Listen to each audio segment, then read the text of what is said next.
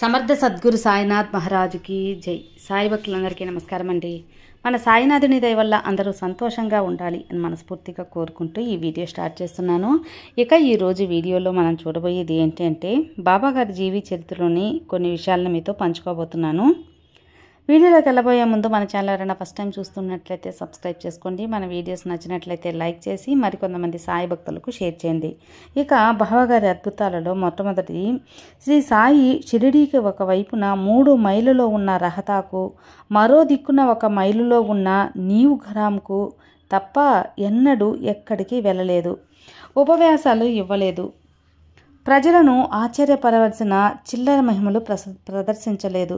ప్రశ్నలు చెప్పలేదు. అయినా నానాటికి బాబా దర్శనం కోసం వచ్చే జనుల సంఖ్య మాత్రం పెరిగిపోతూ ఉంది. షిరిడి గొప్ప తీర్థయాత్రగా రూపొందుతుంది. కానీ ఆయన్ని ఎందరూ పూజిస్తున్నా ఆయన మాత్రం పేద ఫకీరుగానే జీవించారు. తాను భగవంతుని బానిస, సర్వం చేసేది ఆయనే అని భక్తులను రక్షించేది భగవంతుడు మాత్రమే అనేవారు. లేక అదంతా ఆయన గురువు యొక్క కృపయే అనేవారు. అయితే ఆయన దర్శనం కోసం అందరం ఎలా వచ్చినట్లు? ఒకప్పుడు ఆయన చెప్పారు, నా వద్దకు ఎవ్వరు వారికై వారు రారు, నేనే అనేక రీతులలో వారిని రప్పించుకుంటాను అని. సాయి తమ భక్తులను రక్షించడానికి తాము వచ్చామని చెప్పేవారు. లౌకికమైన కోరికలతో వారిని దర్శించరాలేదని ఒక భక్తుడు చెబుతూ ఉంటే ఆయన అలా చెప్పవద్దు, నా వద్దకు మొదట అందరూ అలానే వస్తారు. కోరికలు తీర్చే స్థాయికి చిక్కాక నన్ను అనుసరించి సన్మార్గానికి వస్తారు అని చెబుతాడు. అప్పట్లో విహెచ్ ఠాకూర్ అనే ఒక సర్వే బృందంతో కలిసి వాడ్గాం వెళ్ళినప్పుడు అక్కడ దైవవశాత్తు అప్ప అను కన్నడ మహాత్ముడికి దర్శించాడు. ఆయన నిశ్చల దాసు రాసిన విచారసాగరం అను గ్రంథాన్ని భక్తులకు బోధిస్తూ ఉంటాడు. ఠాకూర్తో ఆయన, నీవీ గ్రంథం చదువు, నీ కోరిక ఫలిస్తుంది. నీవు ఉద్యోగంలో ఉత్తరంగా వెళ్ళినప్పుడు ఒక గొప్ప మహాత్ముడు లభించి బాట చూపుతారు, సుఖశాంతులు కలుగు చేస్తారు అని చెప్తారు. కొంతకాలానికి అతను జున్నర్కు బదిలీ అయినప్పుడు అక్కడ వెళ్ళే మార్గంలో దున్నపోతునెక్కి నాన్హాఘాట్ అనే ఒక పర్వత కనుమ దాటాలి. ఆ ప్రయాణంలో అతనికి ఒళ్ళంతా హూనమైపోయింది. తర్వాత అతడు కళ్యాణ్లో పనిచేస్తున్నప్పుడు శ్రీ సాయి గురించి విని షిరిడి వెళ్ళాలి, బాబాని చూడాలి అనే ఒక ఆతృత కలిగి బాబాని చూడగానే అతనికి ఆనంద బాష్పాలు కారాయి. సాయి అతన్ని చూసి, ఆధ్యాత్మిక విద్య ఎంతో కష్టం, శక్తినంతా వినియోగించి కృషి చేస్తే కానీ ఫలితం ఉండదు. అది అక్కడ కన్నడ సాధువు అప్పా చెప్పినంత తేలిక కాదు. దున్నపోతునెక్కి నన్హై ఘాట్ దాటడం కంటే చాలా కష్టం అని అంటాడు. ఆ మాటలు ఠాకూర్ ఒక్కడికే అర్థమయ్యాయి. ఆనాడు అప్పా చెప్పినది బాబాను గురించేనని తోచి అతడు మొక్కగానే బాబా ఆశీర్వదించి, నీకు అప్పా చెప్పిన మాట నిజమే, కానీ ఆ గ్రంథం చదివితే చాలదు, మనం చేసి ఆచరించాలి. గురు కటాక్షం, అనుభవ జ్ఞానం లేనిదే లాభం లేదు అని చెప్తాడు. ప్రొఫెసర్ బాలకృష్ణ ఉపాసాని శాస్త్రి ఇలా రాశారు, ఒకప్పుడు పూనాలో ప్రేగు వ్యాధి చెలరేగం వల్ల చాలా నెలలు వాళ్ళ కళాశాల మూసివేస్తే నా తల్లిని తీసుకొని రిషికేశ్కు దర్శించి తపోవనం చేరాను. అక్కడ ఒక సాధువు నాకేసి చూసి, మీది సటనా గ్రామం కదా అని చెప్తారు. వారి గురించి అడిగితే, రేపురా నా గురించి నేను చెబుతాను అంటాడు. ఆ సంగతి విని మా అమ్మగారు, ఆయన మా వంశ గురువైన ఉద్ధవ్ మహారాజు కావచ్చని చెప్తారు. మరి రోజు ఆయన్ను చూడాలనే ఆమె కూడా వచ్చేది.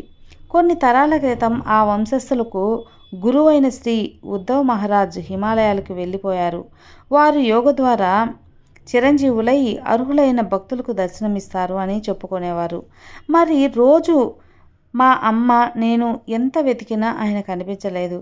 మా అమ్మ బసకు వెళ్ళిపోగానే ఆ సాధువు నాకు ఎదురై, ఇలా ఎప్పుడూ చేయకు, ఎవరిని పిలిస్తే వారే రావాలి అని చెప్పి పూర్వం నుంచి మా ఇంట పూజింపబడుతున్న విగ్రహాల సాలగ్రామాల గురించి కూడా చెప్పాడు.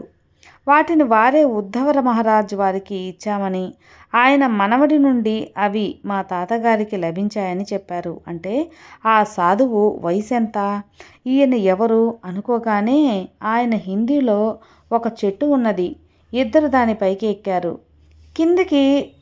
కిందకు ఒకరు పైకి వెళ్ళారు అని 4 అడుగులు వేసి అదృశ్యమైపోయారు. ఆయన వయసు 50 లేక 60 సంవత్సరాల మధ్య ఉంటుంది. స్థూలకాయాలు, కౌపీనం మాత్రమే ధరించారు.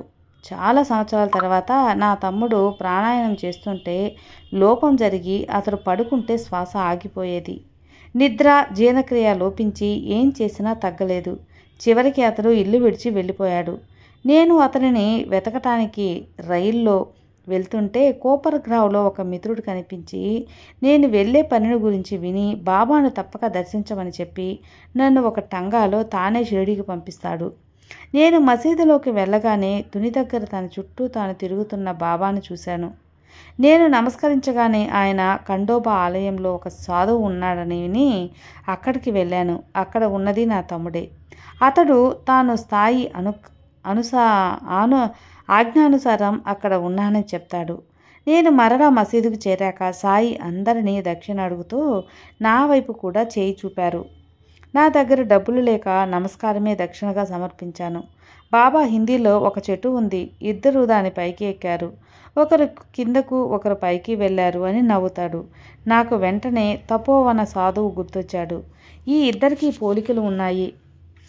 కానీ శాస్త్రి తపోవనం వెళ్ళే నాటికి బాబా షిరిడీలోనే ఉన్నారు. ముస్లిం మహాత్ములు ఎందరో బాబాపై భక్తితో తన భక్తులకు ఆయన వద్దకు ఆశీస్సుల కోసం పంపిస్తూ ఉండేవారు. ఇమాంబాయి చోటే ఖాన్కు ఒక ఉద్యోగం చిక్కులో వస్తే నాందేడ్లోని దర్వేష్ షా అనే ఫకీర్ను ఆశ్రయించగా ఆయన గొప్ప సిద్ధుడు అని తెలిపే మార్గం చెప్పాడు. చాటుగా వెనుక ఊరిగి మనసులో ఖురాన్లోని ఒక మంత్రం వల్లిస్తే ఆయన వెనుక తిరిగి అతన్ని పలకరిస్తారు అని, ఆయన పైకం ఇస్తే మాత్రమే తీసుకోవద్దు అని చెప్తారు. ఇమాంబాయి షిరిడీకి చేరే నాటికి బాబా ఒక వీధిలో నిల్చొని ఒక భక్తురాలికి మొర వింటున్నారు. అతడు దర్వేష్ షా చెప్పినట్లు చేయగా బాబా ఆవేశంతో వెనక తిరిగి, ఎవరు నీవు? నీ తండ్రివి అయినట్లు ఏదో అడగటానికి వచ్చావే అని అరిచి అతన్ని తిడుతూనే మసీదుకి వెళ్ళారు. 2 రోజుల వరకు అతన్ని మసీదులోకి రానియలేదు. బాబా అతడు మీద మీ బిడ్డే కదా, కోపం ఎందుకు అంటాడు కాకాసాహెబ్. వాడు నా బిడ్డ అంటావా? వాడు ఒక టీచర్ను కొట్టాడు అంటాడు బాబా. అప్పుడు నిజమే, అతడు పోలీసు. ఒక నేర పరిశోధనలో అతడు ఒక టీచర్ను కొడితే ఒళ్ళంతా రక్తం కారి స్పృహ తప్పి పడిపోయాడు. ఇమాంబాయికి శిక్ష తప్పాలంటే ఉద్యోగం వదిలి పారిపోవాలని సాటివారు చెప్తే అతడు సాయిని ఆశ్రయించాడు.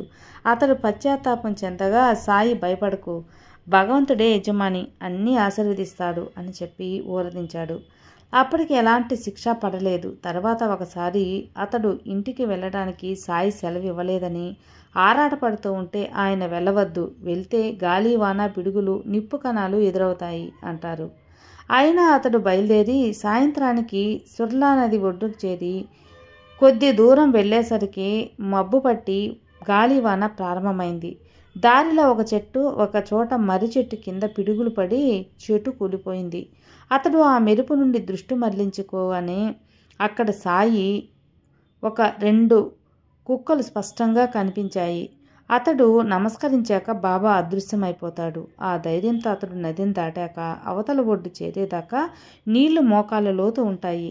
నిజానికి ఆ నది సుమారు 20 అడుగుల లోతు ఉంటుంది, నిండుగా ప్రవహిస్తుంది. బాబా వాక్కు భగవంతుని వాక్కే అని అప్పుడు అర్థమైంది. ఇలా 1 కాదు 2 కాదు, ప్రతి ఒక్కరి బాధలు తీర్చేవాడు మన సాయి. అంతేకాకుండా ఎక్కడో జరిగిన సంఘటన కూడా అవలీలగా బాబా కళ్ళ కట్టినట్లు చూపించేవాడు. అంటే సర్వాంతర్యామి నేనే అని బాబా చెప్తున్నది అక్షరాల నిజమని మనకు అర్థమవుతుంది కదా. విన్నారు కదా అండి ఈరోజు బాబా గారి ఈ యొక్క అద్భుతమైన ఒక మహిమలు. అందరికీ బాబా గారి ఆశీస్సులు ఉండాలని మనస్ఫూర్తిగా కోరుకుంటూ సర్వే జన సుఖినో భవంతు. జై సాయిరామ్.